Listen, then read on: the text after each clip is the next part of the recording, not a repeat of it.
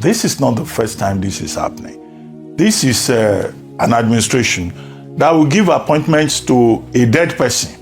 Only after the appointment has been announced, they will suddenly discover that the person had died. Yes. And then they will quickly change it, they will apologize. It's just for people to be more diligent, to pay more attention to details. In the case of Miriam Sanda, she has already spent about 6 years.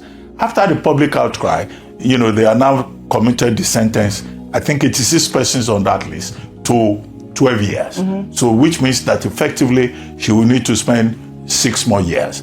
Now, Deji Adeyanju, I cited this example earlier, had gone on X to commend the administration for listening to the public. So as to the point about listening to the public, there are still some people who are saying that, absolutely, no, the government has not listened to the people. And Deji Adeyanju wrote that he has withdrawn his praise for the government because they have still committed the same offense. However, what we're saying is that the Attorney General of the Federation, we're now told that the committee, the Secretariat of the Committee for the Prerogative of Mercy, will be moved to the Federal Ministry of Justice. But the same Attorney General of the Federation, who is the Chief Law Officer of the Federation, was the chairman of the committee.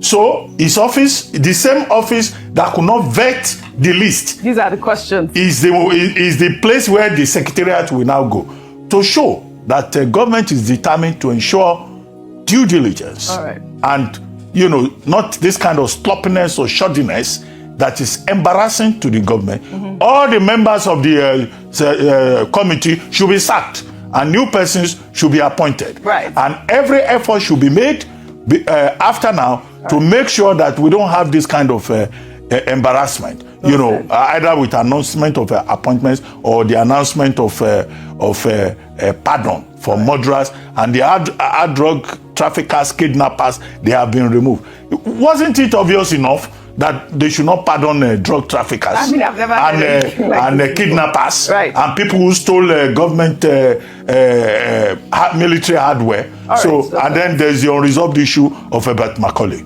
whose family protested and said their father should not be listed alongside convicted criminals. Yes. And in any case, it was under the colonial era before independence, that whatever matter he had with the colonial, and he was a nationalist, not a common criminal. All right. Maybe government will still look at that and change the list again.